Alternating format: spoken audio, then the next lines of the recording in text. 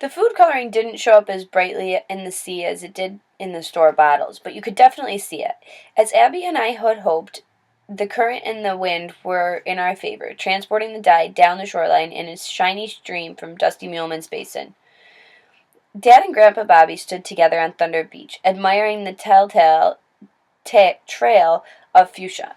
I'm impressed, my father said. This was your idea, Noah? Abby's too, I said. All I did was pick out the color, she said. That's not true. We're 50-50 partners the whole way.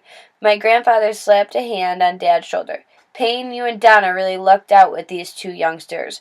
They're true champs, both of them. Most of the time, Dad said, shooting us a sideways glance.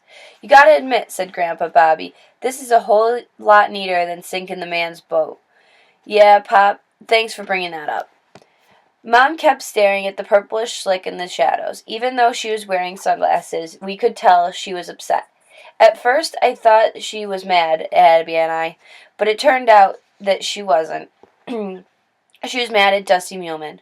Unbelievable, she exploded finally. How can a person do something like that? A father, for heaven's sake. All of the kids in the island go swimming here, and he's poisoning the place with all this caca, said Abby. Whatever, my mother fummed. The man ought to be in jail. He's a menace to public health. Dad has a long list of people that he says should be locked up for one thing or another, but this was the first time I've ever heard that Mom say that about somebody. My grandfather also was angered by what he saw, although he tried not to show it. Jail's too good for the lowlife who did this, she said, but it's a start. Abby and I looked uneasily at each other. We'd seen Grandpa Bobby in action before. Payne, you remember that big mutton fish I caught here? He asked my father. A 15-pounder? You bet I remember, only it was 14 pounds, Dad said. 14 even. Sure. Anyways, it was a hell of a catch, said Grandpa Bobby. That was back before they draped the fish traps all over the reefs. Back before certain creeps started dumping their crapola in the sea. There was a rumbly edge to his voice, like he was shrugging to keep his temper under control. Mom said, Don't worry, Pop. Someday Dusty Muleman will get exactly what he deserves. People like him always do. This was her famous what goes around comes around theory. My grandfather obviously didn't buy it, although he was too polite to say so. He picked up a branch of driftwood and swept it back and forth through the stained water. Somebody probably ought to notify the Coast Guard while the tide's right, he said. I didn't mention the phone call I made earlier to the house. As if on cue, it sounded like a rolling drumbeat rose from the north. Abby said, Listen, guys, you hear that? Thwack-a-thwack, thwack. We all turned and looked up. Over there, said Dad, his eyes like in a stray. The rest of us couldn't see a thing. After a while, my grandfather spotted it too, and pointed where to look. The first was just a small fuzzy dot on the wide-open blueness of the sky, but as the dot grew larger, it turned blaze orange and took on the shape of a helicopter. The drumbeat of the rotors became a loud, high-pitched whine, and as the chopper circled lower, on its belly, we could plainly read the words Coast Guard. A side door rolled open, and the man in the dark jumpsuit leaned out. He was wearing a white crash helmet and aiming a camera down at the water. Taking video of our amazing fuchsia river. We waved at the Coast Guard man, but he was too busy to wave back. The helicopter gradually began to move, following the colorful current of evidence all the way up to the beach, all the way to the marina where the Coral Queen was moored. There, the chopper hovered for a long time. Dusty Muleman was officially busted. Abby whooped, and Grandpa Bobby clapped, and I pumped a fist in the air. We headed home feeling hopeful and happy, though. Mom and Dad weren't quite happy enough to forget about me and Abby sneaking out the night before. By the way, you're both grounded, Mom informed us in the car. I signaled for Abby to stay cool, but she ignored me. Grounded? For how long? She said indignantly. Indefinitely, Dad said. which was better than setting an exact number of days or weeks. From experience, I knew what an indefinite grounding could be negotiated favorably, if only Abby would quit whining. It's not fair, my sister said. In fact, it really bites. Watch your mouth, young lady, Mom warned. But we have just saved Thunder Beach. Don't we get a bonus point for that? Grandpa Bobby said, Abby, darling, it won't be so bad. Anyways, it's probably a smart idea for you and your brother to lay low for a while. And he was the family expert on laying low. I waited until we got back to the house before asking my parents to delay the starting date of our grounding. Just until tomorrow, I said, please. My father eyed me suspiciously. Why, you've got big plans for this afternoon. I need to go, thanks, Shelly. Me too, said Abby, scooting on to my side.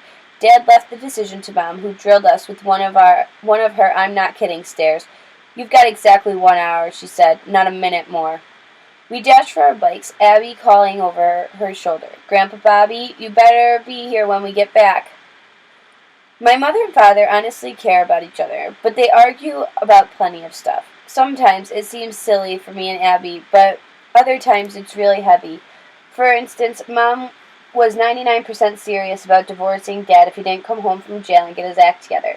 I totally understood why she felt like that, and at the same time, I could see the point he was trying to make about sinking the Coral Queen. But even when my parents are fighting, they don't actually fight. It's only sharp words back and forth, no fists or blunt objects. Unfortunately, some people get carried away, as my sister and I were reminded when we showed up at Shelly's trailer. She was sitting on the steps, gazing off into the distance. She wore black jeans, a gray Gap t-shirt, and blue trucker's cap turned backward. In one hand was a sweaty bottle of beer, and in the other was a rake. Some of the tines were snapped off, and others were bent at sharp angles. It wasn't the sort of damage caused by normal, everyday gardening. What's wrong? I asked. Love is a strange deal, I swear, she said. You want to come in? It's an awful mess, but I'll be honest. We'll help you clean up, Abby offered. What kind of mess? I asked. Nothing like you've ever seen before, Shelly said. Think you can handle it? After seeing the condition of the rake, I wasn't so sure. To stall her, I asked her what had happened on the Coral Queen after I jumped overboard. She laughed. Nobody heard a thing because the band was so loud. Everyone just kept drinking and gambling. The customers who saw you run past, they figured you belonged to one of the crew. What about the nasty old lady who tried to break into the bathroom? Oh, her? Free stack of chips, and she was back at the blackjack table, happy as a clam, Shelly reported. Speaking of bathrooms, I have to make like 7 trips before I got rid of all the purple goo. Every time I'd get settled, nice and cozy, somebody'd start banging on the door, saying they couldn't wait. My wrist hurts from flushing so much. But our plan worked, Abby piped eagerly. Did you see the helicopter fly over? That was the Coast Guard. We saw him taking video of the stain in the water. No kiddin'. Shelly looked pleased. She stood up, spinning the rake like a cheerleader's baton. Did Dusty say anything about after the casino closed? I asked. Nah, he's a total basket case, Shelly said. There was some big fight on the dock, and Luno got his butt seriously whipped. It was what I heard. One of the bouncers drove him to the hospital, and then the cops showed up, asking what had happened, but by then Dusty already split. The crew didn't know any different, so they waited until all the people were gone and pumped the holding tank straight into the basin, same as usual. I told Shelly she'd done a great job. Thanks for emptying that liquor crate so that I had a place to hide, and for sneaking into the lady's head, and most of all for risking your neck to help us out. Yeah, you did awesome, said Abby. But what about your Dusty's secret spy at the Coral Queen station? At the Coast Guard station. How'd you fix it so it wasn't around this morning when Noah called about the Coral Queen? Shelly propped the rake up on one shoulder like a rifle. Come on in, she said to us, but like I said, it's not a pretty picture. She wasn't kidding. Inside the trailer, it looked like a small bomb had exploded. Broken lamps, overturned furniture, dents and holes in the fake wooden paneling. 2 rumpled men lay face down, one on the gross shag carpet, one on the gross, moldy sofa. We couldn't see their faces, so it was hard to tell if they were dead or alive. The one on the floor was sopping wet and striped green with slime from the aquarium, which lay on its side empty and cracked. Shelly used the rake handle to poke the unconscious man on the sofa. You asked about Billy Babcock? Well, here he is. Billy Babcock made a long, snuffling sound, but he didn't move. What did you do to him? Abby asked. Nothing. He didn't want done, Shelly replied with a snort. He spent about 2 hours yakking at my bar last night. I figured the only way to guarantee that he wouldn't be at work this morning was to bring him home with me, and we get the idea, I cut in, not wanting Abby to hear the R-rated details. That's cool, Noah, watching out for your little sister, Shelly said. But don't worry, I was perfect lady. I invited Billy over for one of my high-octane cocktails, maybe two. All we did was hold hands on the couch until he got tired of telling me how gorgeous and wonderful I was. Then he kneeled over and went nighty-night. So, who's the other guy? I pointed at the soggy heap on the floor. You didn't recognize him? Shelly chuckled again, using the business end of the rake. She snagged the man's ooze-covered shirt and rolled him on his back. When I saw that pasty, sunken face, I was completely blown away. Well, who is it? My sister asked impatiently. That's Lice Peking, I said. In person? Shelly unhooked the rake from his shirt. I told you, love is a strange deal. Is he alive? Abby asked. More or less, Shelly replied. You guys want a Coke? We sat at the dinette and listened to her story. It was a good one. After my father had gone to jail and started spouting off about the Coral Queen, Dusty Newman had gotten nervous. He'd made his list of everyone besides Dad who knew the truth about the population scam, and he'd sent Luno to warn each person to keep quiet, or else. The goon hadn't murdered Lice Peking, as Shelly had thought, but he had scared the bloody fluids out of him. When Luno had shown up at the trailer, Lice naturally assumed that Dusty had found out about the secret detail with Dad, the bonefish skiff, in exchange for Lice's testimony. So as soon as Luno left, Lice swiped Shelly's Jeep and drove full speed for the mainland. True to form, he forgot to fill the gas tank. When it was empty, he simply parked the truck and took off on foot. But what about the bloodstream on the seats? I asked. Shelly shook her head sheepishly. Ketchup, she said. The slob was picking out on Big Macs and fries for 40 miles. Abby said, Why'd he come back? Did he run out of money or something? You're a very sharp young lady. Yeah, he ran out of money, Shelly said.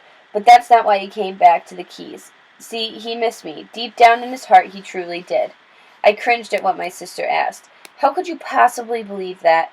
Because the man knew for a fact what would happen if I ever laid eyes on him again. He knew I'd whoop him like the sorry, no good jackass he is. Yet, he came back anyways. If that ain't true love, it's close enough for me, said Shelly. The timing of Lice Peeking's return couldn't have been worse. It was past 3 in the morning when he'd flung open the trailer door, only to find his cherished Shelly reading an astrology magazine on the couch, with the snoozing Billy Babcock stretched out beside her. In a jealous fit, Lice Peking had jumped on Billy, kicking and punching and scratching. That was when Shelly had run to the tool shed. Being whacked with a rake seemed like works miracles on Lice Peking's attitude. He dropped to one knee, told Shelly he adored her, and blubbered he was sorry for all the rotten deeds he'd ever done. Even promised to pay back the $186 he took, plus the towing charges for the Jeep, Shelly said. I'll never see a nickel for sure, but still, it was a nice sentiment. I told Lice to quit begging and get off the floor, and that's when the fool grabbed the aquarium stand to pull himself up. Whole tank tipped over on top of him, all 50 gallons, and off to dreamland he went. It wouldn't have been a huge shock to learn that Shelly had purposely dumped the grungy aquarium on Lice Peking, but I took her word that it was an accident. Anything was possible. What about the fish? Abby asked worriedly. There was only one left, the loneliest, most pitiful guppy you've ever saw. I put him in the bathtub, Shelly said. And him? I nodded towards Billy Babcock. Slept through all the night, believe it or not. Shelly nudged him again with the rake handle. Once he wakes up, I'll clue him in on what happened. Otherwise, he'll just be curious about all those fresh bruises and fingernail marks. I went over to take a close look at Lice peeking. The toppling aquarium had left a plum-sized knot on his forehead. His t-shirt showed several rows of small bloody holes where Shelly's rake had dug in, but he seemed to be feeling no pain. He snored peacefully, blowing snot bubbles from his nose. Abby said to Shelly, "What a loser. I can't believe you're taking him back. It's none of your business, princess, but let's say it was. Let's say you were my mother and you were upset about me hanging out with this lame excuse for a boyfriend. I tell you that I'm a big girl with my eyes wide open. Maybe made a few dumb mistakes of my own, but I was always grateful for a second chance. And trust me," Shelly said, "that's all Lice Pekin is getting. One more chance. Look here, he even went and bought me some new earrings." Shelly pulled back her thick hair to review 5 small, shiny hoops in her left ear. Abby admitted they looked cool. Yeah, they do," Shelly turned to me. "Noah, what does your daddy think is going to happen to Dusty Newman?" "He says the Coast Guard will probably shut down the Coral Queen right away. He says they won't throw Dusty in the jail, but they could make him pay for a fortune of fines. But if the boat is out of business, then you're out of a job," Abby said to Shelly. "What are you going to do?" "Don't worry about me, princess. Being a bartender in the Keys is like being a roofer in hurricane season. You're never out of work for long." The trailer was such a disaster that sweeping and mopping seemed like a waste of energy. It should have been straight towed straight to the county dump, but it was Shelly's only home. So I said, "We're going to help you fix up this place." "You'll do no such thing," she steered us toward the door. "I got all the help I need. If these two turkeys ever wake up."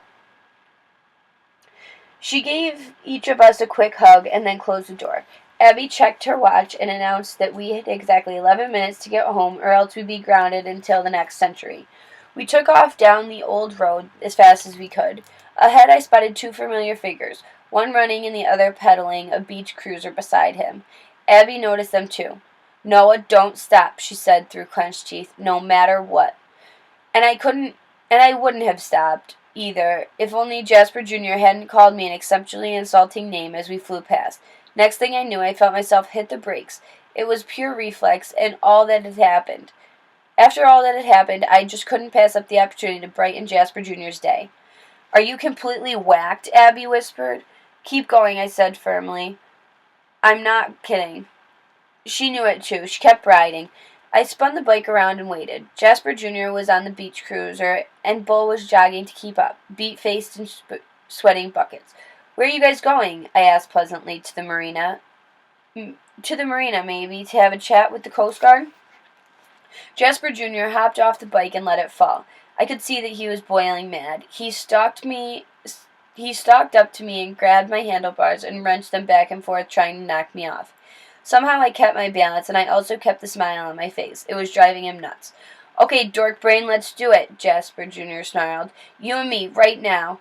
"Jasper, don't start nothin'," Bull said, bending over, catching his breath. Very calmly, I climbed off my bicycle and put down the kickstand, and then I stepped up to Jasper Jr. and got right in his face. When he reached up to shove me, I knocked his arms away. He seemed totally amazed. I couldn't stop smiling. Being afraid of those 2 boneheads seemed so ridiculous. I'd rather have taken another punch in the eye than run away.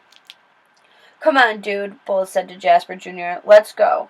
"Oh, no, you don't. Not yet," I said. "He still owes me my apology. In fact, he owes me 2 after what he just called me." "You're so dead," Jasper Jr. snarled. "So dead." The way he was moving his rat-like mouth, I knew that he was working up another loogie to spit on me. I reached under my shirt, and pulled out a chain that was hanging from my neck. The ancient gold coin dangled back and forth, glinting in the sunlight. From the bug-eyed way that Jasper Jr. and Bull were standing, I knew he'd recognize the coin as the one that Grandpa Bobby was wearing the day in the woods. Bull took a shaky half-step backward. Jasper Jr. stood there gnawing at his lower lip, which I took as a sign of possible brain activity. Neither of them wanted to tangle with that cozy old picture again. "I'm still waiting for my apologies," I said. Bull poked Jasper Jr. "Get it over with, dude." Then Bull picked up the beach cruiser, hopped on, and pedaled away. Jasper Jr. shifted uneasily when he watched his friend ride off. Now that it was just me and him, I'd like to think he would have been nervous even if I hadn't showed him the coin, but probably not. He turned his knobby walnut head and hawked on the pavement. "I'm sorry, Underwood," he mumbled, barely loud enough for me to hear. "One down," I said, "and one more to go." It was obviously painful, but Jasper Jr. forced himself to say it again. "I'm sorry, okay? SORY. "Close enough." I stepped back and waved him down the road.